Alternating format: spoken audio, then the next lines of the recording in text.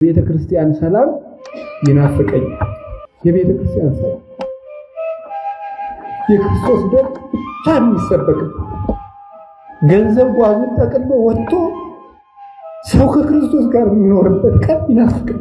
በዩኬ ከባድ የሆነ በሽታ ተቀስቅሷል። ይህም በሽታ እንግዲህ የማጅራት ገትር በሽታ ነው። ሀገሪቷም ይህ በሽታ እጅግ በጣም እየተስፋፋ ይገኛል። ብዙ ሰዎችም እንግዲህ በዚህ በሽታ እየታመሙ ይገኛሉ። ቻይና ውስጥ እየተሰራ ያለው ነገር ላሳያችሁ። እየሰሩት ያሉት ማለት ነው በራሱ ጦርነት መዋጋት የሚችል ሮቦት ማለት በቃ ወታደር ላይ ሽጉጥ ሰታችሁት ምናምን ነገር ሄዶ ራሱ የሚፋለምላችሁ ወታደር ማለት ነው። ልደትን በተመለከተ አዎ መጽሐፍ ቅዱስ ላይ ልደት ሲያከብሩ ያየናቸው ሰዎች አህዛብ ናቸው።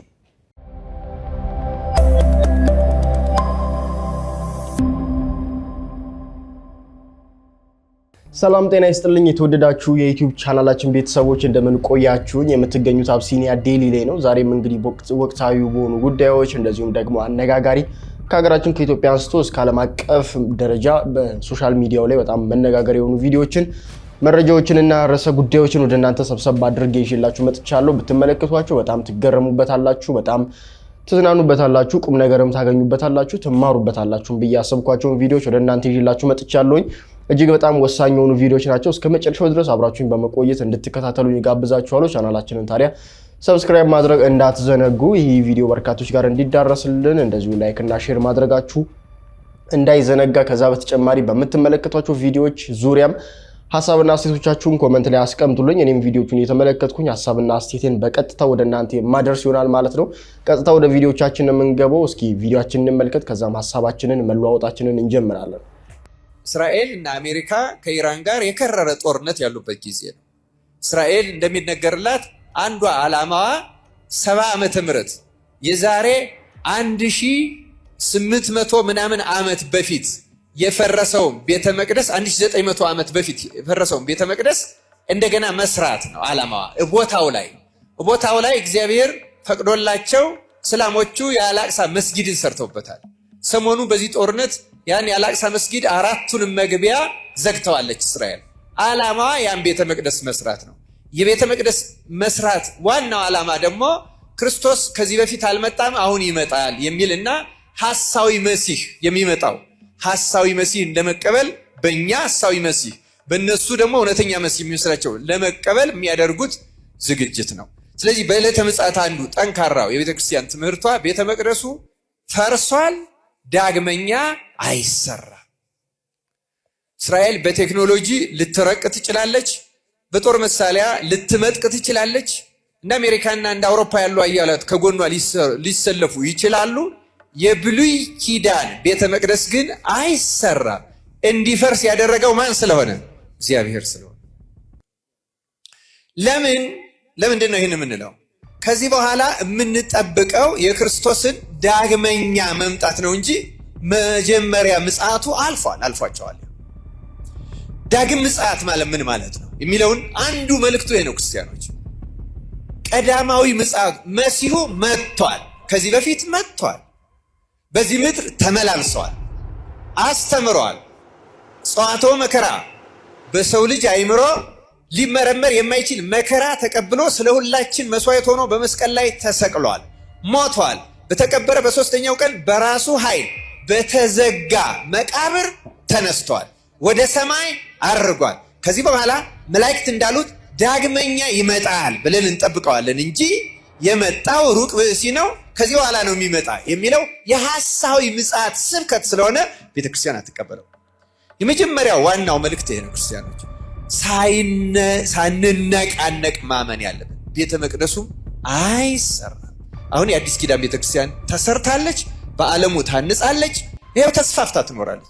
እሱ ራሱ ለሳምራዊቷ እንደተናገረው ያ በስጋ በደም ያለው መስዋዕት ተሽሯል፣ ከዚህ በኋላ በእውነትና በመንፈስ ያመልኩልኛል ብለዋል። በእውነትና መንፈስ ራሱን ሊቀ ካህናት ራሱን መስዋዕት ተቀባይ አድርገን እየቀደስ እናክብረዋለን እንጂ በላም በበግ በፍየል ደም ወደ መቅደስ መግባት ቀርቷል፣ ተሽሯል፣ ዳግመኛም አይሆንም። በዚህ እምነት ጸንት እንድንኖር አምላካችን እግዚአብሔር ይርዳል። እንግዲህ መምህር ዲያቆን ብርሃነ አድማስ ከሰሞኑ በመካከለኛው ምስራቅ የተደረገ ያለውን ጦርነት ምክንያቱን እስራኤልም እንግዲህ እንደነዚህ አይነት ጦርነቶችን በዋናነት ወይም ደግሞ በፊት አውራሪነት የምትመራበት ምክንያት ሐሳዊ መሲህ ለመቀበል እንደሆነ የሚያሳይ ትምህርት ነው ያስተማሩ። እንደሚታወቀው እንግዲህ እስራኤል በተለይም ደግሞ አሁን የሚገኙት በእስራኤል ውስጥ የሚገኙ ኢየሱስ ክርስቶስ ገና አልመጣም ይመጣል ብለው የሚያምኑት ማለት ነው አዲስ ኪዳንን እንደማይቀበሉ ይታወቃልና ያው እንግዲህ ኢየሱስ ክርስቶስን ሐሳዊ መሲህ ለመቀበል ዝግጅት ላይ እንደሆኑ ይታወቃል። ከዚያ መካከል እንግዲህ ከዝግጅታቸው መካከል አንደኛው የሶስተኛውን ቤተ መቅደስ ማነጽና በዚያም ውስጥ እንግዲህ ያ ይመጣል የሚሉትን ሐሳዊ መሲህ ማንገስ እንደሆነ ይታወቃል። ከዛ በተጨማሪም ቀያይ ጊደሮችን አዘጋጅቶ ለመስዋዕትነት ማቅረብ እንደሆነ እንደዚህ ይታወቃሉ። እነኚህ ነገሮችም አሁን ላይ ጭምጭምታቸው እየታየና እንደዚሁም ደግሞ አንዳንድ ምልክቶችም እየታዩ እንደሆነ እየተመለከትን እንገኛለን። ያንን በማስመልከት ነው እንግዲህ መምህር ዲያቆን ብርሃነ አድማስ ይህንን መልእክትና ትምህርት ያስተላለፉት። በጣም ግሩም ነው። እንቀጥል። ቲክቶከር ለሆነች አርቲስት በመዝሙር ምናምን አድርጎ ልደቷን አከበረላት። ዘማሪዎች አሉ ምናምን እየተዘመረ ምናምን ስጦታ ሰጣት ምናምን ገባ ልደቷን አከበረላት። በጣም ብዙ ቪዲዮዎች ምናምን አየው። እንዴት እንደዚህ ይደረጋል? እንዴት እንደዚህ ይደረጋል? የእንትን ዘማሪዎች መተው እዚህ ፕሮግራም ላይ የልደት ማድመቂያ ሆነው ምናምን አሉ። ሰው እናመሰግናለን ይሄን ሐሳብ ስላነሳችሁት ምናምን ኮሜንቱን ሳይ ከነ አንድ ምን ችግር አለው በልደት ቀን ቢዘመር ያለ ሰው የለም። ምንድነው ፖይንታቸው? ይኸውልሽ ልጁ ጓደኛውን ታዋቂ ሰዎች ናቸው። ሽንተናንተና ብልሽ ታውቂያቸዋለሽ?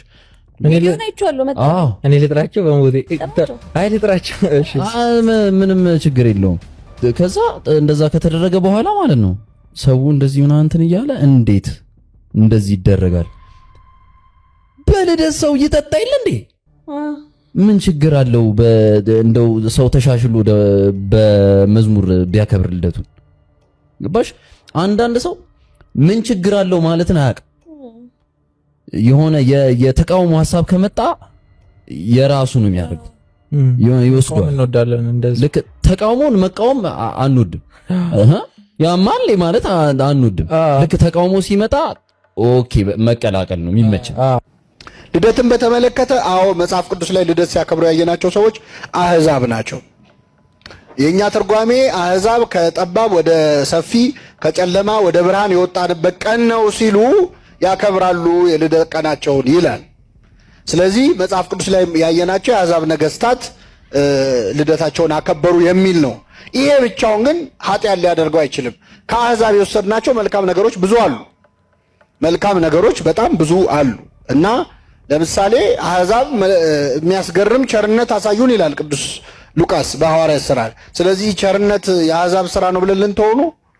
አሕዛብ አድርገውታል፣ ግን ቸርነት ነው፣ መልካም ነገር ነው። ብዙ ፓጋን ኦሪጂን ያላቸው እኮ ወደ ክርስትና በጥሩ ተተርጉመው ተቀይረው የመጡ ነገሮች አሉ። እስራኤል ከግብፅ ይዘዋቸው የወጡ በጎ ልምምዶች አሉ፣ ክፉም እንዳለ ሁሉ ማለት ነው። ስለዚህ የአሕዛብ ስለሆነ ኃጢአት ነው ማለት አይደለም። ባጭሩ ልደትን ማክበር ኃጢአት ሊሆን አይችልም። ግን ቅዱስ ጳውሎስ በአንድ አረፍተ ነገር ዘግቶታል። የምታደርጉትን ሁሉ ለማን ክብር አድርጉት?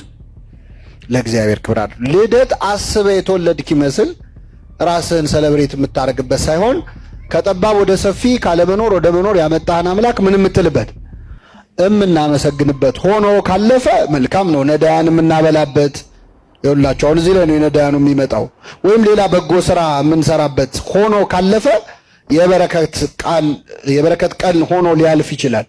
አንድ ጥቅስ እዚህ ላይ በጣም ጥሩ ነገር የሚያሳይ ልንገራችሁ። ሮሜ ምዕራፍ 14 ከቁጥር 5 ላይ ይህ አንድ ቀን ከሌላ ቀን እንዲሻል ያስባል፣ ያ ግን ቀን ሁሉ አንድ እንደሆነ ያስባል። እየሰማችሁ ነው? አንዳንዱ ሰው አንዱ ቀን ከሌላው ቀን እንደሚሻል ያስባል። አንዳንዱ ሰው ግን ቀን ሁሉ ያው ነው የሚል ሰው አለ። ኧረ እኔ ልደቴ ጉዳይ አይደለም የሚል ሰው አለ። ለአንዳንዱ ሰው ደግሞ ልደቱ በጣም ትርጉም ያለው ቀን ሊሆን ይችላል። አይችልም?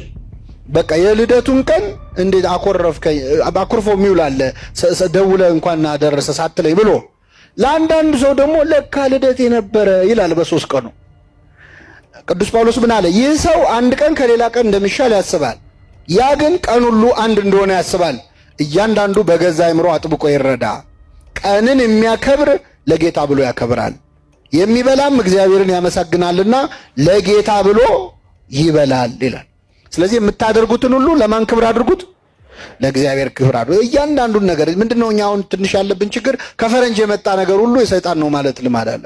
አሁን ኬክ ክብ ስለሆነ ክብ ፓጋን እንትን ነው ጥንቆላ ነው ምናምን ያሉ ሰዎች አሉ። ድፎ ዳቦስ ስለዚህ እንደዚህ ቢቀር ጥሩ ነው። ልደትን ማክበር ለማን ክብር መሆን አለበት?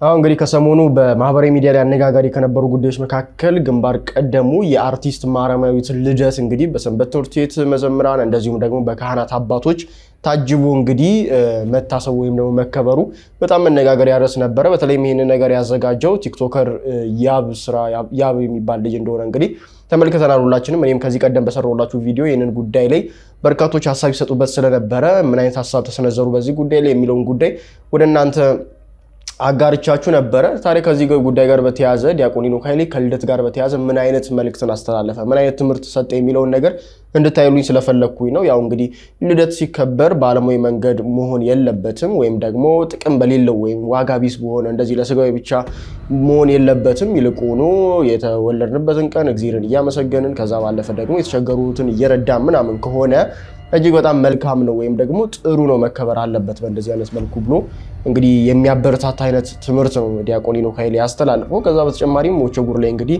ቤኪ እና እንደዚሁ ጓደኞቹ በዚህ ጉዳይ ላይ ሀሳብ ሰንዝረውበት ነበረ። ያው በመንፈሳዊ መልኩ መከበሩ ወይም ደግሞ ታስቦ መዋሉ በጣም በጎና ሊበረታታ የሚገባ ነገር ነው። ሰው በአንጻሩ እኮ እየጠጣ ወይም ደግሞ እንደዚሁ ደግሞ ስጋዊ አላስፈላጊ ነገሮችን እያደረገ ያከብራል። ይሄ መደረጉ በጣም ሊበረታታ የሚገባ ነው የሚል ሀሳቦችን ሲያስተላልፉ ተመልክተናል። እናንተስ በዚህ ጉዳይ ላይ ምን ታስባላችሁ? ሀሳባችሁን ኮሜንት ላይ አስቀምጡልኝ። ወደ ቀጣይ ቪዲዮ ልለፍ። ከኋላ የምትመለከቱት ስልክ እንግዲህ ወድቆ የተገኘ ነው። ማለትም በራሻና በዩክሬን ጦርነት መካከል የዩክሬን ወታደር የነበረና ህይወቱ አልፎ እንግዲህ የራሻ ወታደሮች ዲስከቨሪ ያደረጉት ስልኩ ነውና በስልኩ ደግሞ ሂስቶሪ ላይ ማለትም ሰርች ያደረጉ ሂስቶሪ ላይ ገብተው ሲመለከቱት ይሄንን አግኝተዋል። ሙሉ ሰርች ሂስቶሪው እንደሚያሳየው ከሆነ ስለ ሰላም ነው ሰርች እያደረገ ያለው። በራሻና በዩክሬን መካከል መቼ ነው ሰላም የሚፈጠረው፣ ኔጎሺዬሽኑ እንዴት እየሄደ ነው የሚለውን ነው ሰርች እያደረገ ያለው እንደምትመለከቱት። እናም ይህ የወታደሮችን ህይወት ያሳያል። ምን ያህል ጦርነት አሰልቺ እንደሆነ ለሰላም ያላቸውን ጉጉት ነው የሚያሳየው። የዓለማችን የወታደሮችን ህይወት ይገልጻል ብዬ አስባለሁ። ሀሳባችሁን ኮሜንት ላይ አስቀምጡ። ብላችሁ እኛ ጦርነት ስንል ላይክ ይህን ጦርነት ስንዘግብ ምናምን ነገር ቻይና ውስጥ እየተሰራ ያለው ነገር ላሳያችሁ። እየሰሩት ያሉት ማለት ነው በራሱ ጦርነት መዋጋት የሚችል ሮቦት ማለት በቃ ወታደር ላይክ ሽጉጥ ሰታችሁት ምናምን ነገር ሄዶ ራሱ የሚፋለምላችሁ ወታደር ማለት ነው። ማለት ቻይናም እንደኛ ጦርነቱን እያየች ነው እና ይገባቸዋል። በቃ ምን እየመጣ እንደሆነ ያውቃሉ። እና ላይክ ዩኤስኤ ግሎባሊ ዶሚናንት መሆን እንደምትፈልግ ያውቃሉ። ለበሱ የተዘጋጁ ነው ያሉት። እና እዚህ ጋር የምታዩት ማለት ነው ወደ 200 ወታደር ማለት ነው አንድ ኖርማል ሂውመን የሆነ ወታደር ሱፐርቫይዝ እያደረጋቸው ነው። እና ላይክ ታርጌት ምናምን ሰጥቷቸው ማለት ነው ላይክ እየመቱት ነው እዚህ ጋር እንደምታዩት ማለት ነው። እና አንድ የጦርነት ቬሂክል እዛ ወደ 10,000 ምናምን ዳታን በ48 ሰከንድ አናላይዝ ማድረግ ይችላል አሁን በዚህ ሰዓት ማለት ነው። እና ኤክስፔክት እያደረጉ ያሉት ማለት ነው በሚመጣው 2 ዓመት ውስጥ ሮቦቶቹ እራሳቸውን ችለው እንደ ወታደር ባትል ፊልድ ላይ እንዲወጡ ይጠበቀ ነው ማለት ነው። እና ሌሎች ሀገራት ማለት አሁን ቁጭ ብለው ኮሜንት እያደረጉ እያዩ በቃ ምናምን ሲኖር እነሱ ሊትራሊ ስራ ላይ ናቸው ያሉት። ደግሞ እዚህ ላይ ብቻ አይደለም እየሰሩ ያሉት። ለምሳሌ የውሃ ኔቪ ፎርሳቸው ላይ እየሰሩ ነው። ከእንደገና ዲፕሎማሲያቸው ላይ አሁን ለምሳሌ ከሀገራት ጋር ያላቸው ሪሌሽንሽፕ በጣም አሪፍ ነው። ኢንኬስ ባኪንግ ቢያስፈልጋቸው ማለት ነው። ይሄ የተቀዳው ጃንዋሪ ነው ይሄ ቪዲዮ 2 ወር በፊት ማለት ነው። እና የሆነ አርቲክል ላይ ምን ይላል ይሄ ጦርነት ይላል ይሄ የኢራንና የአሜሪካ ጦርነት ለቻይና ዌክ አፕ ኮል ነው የሚሆናት ምናምን ነገር ይላል። እቺ ለማስተላለፍ ያክል ነው። ሀሳብ ካላችሁ ኮንቴክስት አስቀምጡት። ቻይና እንግዲህ እንደምትመለከቱት በጣም ሌላ ታሪክ ውስጥ እየገባች ነው የምትገኘው። በተለይም ደግሞ በቴክኖሎጂው በጣም የሚያስፈራ ደረጃ ላይ እየደረሰች ነው የምትገኘው። ሚሊተሪዋን እንግዲህ በቴክኖሎጂ እገዛ በሮቦቶች እንግዲህ ጦርነት የምታደርግባቸውን ሁኔታዎችን እንግዲህ ወይም ደግሞ እድሎችን እየፈጠረች ትገኛለች። ይህ በጣም የሚያስገርም ነው። ሌላው እንግዲህ ዓለማችን በዚህ ሰዓት ላይ በከፍተኛ የጦርነት ወሬ ውስጥ በምትገኝበት በዚህ ሰዓት አንድ ችላ የተባለ መረጃ አለ። ይህ ምንድነው? በሀገረ እንግሊዝ እንግዲህ አንድ ትልቅ ወረርሽኝና እጅጉን በጣም አስፈሪ የሆነ ወረርሽኝ እንደተከሰተ መረጃዎች እያሳዩ ይገኛሉ። ስለዚህ ጉዳይ ግን በርካቶች ሲዘግቡ የተመለከትኩኝ አይደለም። እስኪ ወረርሽኙ ምንድነውስ በእንግሊዝ ሀገር የተፈጠረው ይህ አስፈሪ በሽታ የሚለውን አብረን እንመልከት። ከጦርነት ዜና ወጥተን ስንመለከት በእንግሊዝ ሀገር ወይም በዩኬ ከባድ የሆነ በሽታ ተቀስቅሷል። ይህም በሽታ እንግዲህ የማጅራት ገትር በሽታ ነው። ሀገሪቷም ይህ በሽታ እጅግ በጣም እየተስፋፋ ይገኛል። ብዙ ሰዎችም እንግዲህ በዚህ በሽታ እየታመሙ ይገኛሉ። ሀገሪቷም ክትባት ጀምራለች። በዚህም በሽታ ማለትም በማጅራት ገትር የተያዙ ሰዎች ቁጥራቸው እየጨመረ ነው። ነገር ግን ይህ በሽታ የሚስፋፋ ከሆነ ሀገሪቷ ወደ ላክዳውን ወይም ሀገሪቷ ለመዘጋት ቅርብ እንደምትሆን እንግዲህ በአሁኑ ሰዓት እየተነገረ ይገኛል። በዛ ሀገር የምትገኙ ሰዎች ጥንቃቄ አድርጉ። እንግዲህ በዛ ሀገር በርካታ ኢትዮጵያውያን ይገኛሉ በሀገር እንግሊዝና ከፍተኛ የሆነ ጥንቃቄ እንደሚያስፈልግ እንግዲህ በዚህ ሰዓት ላይ መረጃዎች እየተነገሩ ይገኛሉ። ቀላል የሚባል አይደለም። እንደው በሽታው እየተባባሰ ከሄደና በጣም አስፈሪ ደረጃ ላይ የሚደርስ ከሆነ ስጋቶች እየጨመሩ የሚሄዱ ከሆነ ስቴይ ሆም ወይም ደግሞ ልክ እንደ ኮሮና ጊዜ ሁሉም ሰው በየቤቱ እንዲቀመጥና ሎክዳውን እንዲያደርግ ትዕዛዝ ሊወጣ እንደሚችል እንደዚሁ መረጃዎች እየወጡ ይገኛሉ። ስለዚህ በዛም ሀገር የምትገኙ ትውልድ ኢትዮጵያውያን እንደዚሁም ደግሞ ኤርትራውያን ጥንቃቄ እንድታደርጉ መልእክታችን ነው። ይህ በጣም አስፈሪ የሆነ በሽታ እንደሆነ እንግዲህ በዓለም አቀፍ ደረጃ እየተዘገበ ይገኛል። ምንም እንኳን የጦርነቱ ዜና ሀይሎ ይህንን በሽታ ተድበስብሶ እንዲያልፍ ቢያደርገውም ግን ይህንን መረጃ እንድትሰሙና ለበርካቶችም እንድታጋሩ እፈልጋለሁኝ። በተለይም ደግሞ በርካታ እንደነገርኳችሁ በርካታ ኢትዮጵያውያን ኤርትራውያን በዛ ሀገር ስለሚገኙ ጥንቃቄ እንዲያደርጉ መረጃውን በደንብ አጋሩት። ከዛ በተጨማሪ ግን አንድ ቪዲዮ ላስመልክታችሁ። አባ ገብረ ኪዳንን ምን አስለቀሳቸው? በአንድ ስብከታቸው ላይ በጣም በሚያሳዝን ሁኔታ ሲያለቅሱ ተመልክቻለሁኝ እና በስብከቶቻቸው መሀል እንግዲህ በጣም በሐዘን ልባቸው ተሰብሮ ሲያነቡ የሚያሳይ ስብከት ነውና እንደውም ደግሞ ፊታቸው ላይ እንባቸው እንግዲህ እየወረደ ነበር ያንን ትምህርት ያስተማሩት። ምንድነው አባ ገብረ ኪዳንን ያስለቀሳቸው የሚለውን ትምህርትና መልእክታቸውን እስኪ እንስማ። ቤተክርስቲያን ሰላም ይናፍቀኝ። የቤተክርስቲያን ሰላም የክርስቶስ ደም ብቻ የሚሰበክ ገንዘብ ጓዙን ጠቅልሎ ወጥቶ ሰው ከክርስቶስ ጋር የሚኖርበት ቀን ይናፍቀኝ። ይሄኛ ያለው በእኛ እጅ ነው። ቤተክርስቲያን መከራ ውስጥ ናት። በገንዘብ ሰው ይታረዳል፣ በገንዘብ ካህን ይሸጣል። እንዴት ነው የምናደርገው? በክርስቶስ ቤት ውስጥ እሱ ደሙን ያፈሰሰለት ሰው ይታረዳል፣ ይገደላል። እየተሰደድን እኛ እኮ ከቤተክርስቲያን ውስጥ የቆምን ይመስለናል፣ ስደተኞች ነን። እና አባቶች ልናስብ ይገባል። ሁሉ እንደሆነ ያልፋል። የበላም እንዳልበላ ይሆናል፣ የለበሰም እንዳልለበሰ ይሆናል። ነገ ክርስቶስ ሁሉንም እንደ ስጦ ያሰጠዋል። ቤተክርስቲያን ውስጥ ሰላም ያስፈልጋል። እኔም ብለው ይሄ ነው ክርስቶስ ለቤተ ክርስቲያን ይዞላት የመጣ ነገር የይቅርታ ደም ነው። ዓለም የሚቀድስ ደም ነው ይዞ የመጣ። ካህን እጆቹ ይቅርታን ያፈሳል፣ ይቅርታን ያንጠበጥባል። ቅዳሴ ላይ እጆቻችን የይቅርታ ደም ተነክረው ወጥተው እንዴት የሰው ደም እናፈሳለን? እንዴት እንደበድባለን? እንዴት እንሳደባለን? እና አሁን ተመልሰን ይሄን ማሰብ አለብን። እውነቴን ነው። እዚህ ያለነው ካህናት እንኳን ሄደን መታረቅ አለብን። ካልሆነ ግን ምዕመናን የእኛን ገፈታ ነው እየቀመሱ ያለ። ቤተክርስቲያን የእኛን ገፈታ የእኛን ዕዳ ነው እየጠጣች ያለችው። ዘመኖች ሹመቱም ያልፋል፣ ሁሉም ያልፋል፣ ፉክክሩም ያልፋል፣ በዘመድ መታጀቡም ያልፋል። የማያልፍ ቀን አለ። ክርስቶስ አክብሮን ከዚህ በላይ ምን ያርግልን? የእሱ አገልጋዮች እንኳን እኮ እኛ እኮ ያንድ እስቲ እግዚአብሔር ያሳያችሁ። አሁን እኛ በቤተ መቅደስ የቆምነው በየትኛው ዕውቀታችን ነው? በየትኛው ቅድስናችን ነው? እንኳንስ በክርስቶስ በሰማይ ዙፋን ፊት ለመቆም ይቅርና ያንድ ወረዳ አስተዳዳሪ ጠጅ አሳላፊ ለመሆን የሚያበቃ ዕውቀት አለን እንዴ? ምን ዕውቀት አለን? አሁን እግዚአብሔር በቸርነቱ ነው እንጂ። እና ዕዳ የተሸፈነለት ሰው እጅ ነስቶ ይኖራል እንጂ ይጠግባል እንዴ? እኛ እኮ ዕዳችን ተሰርዞልን የምንኖር ሰዎች ነን።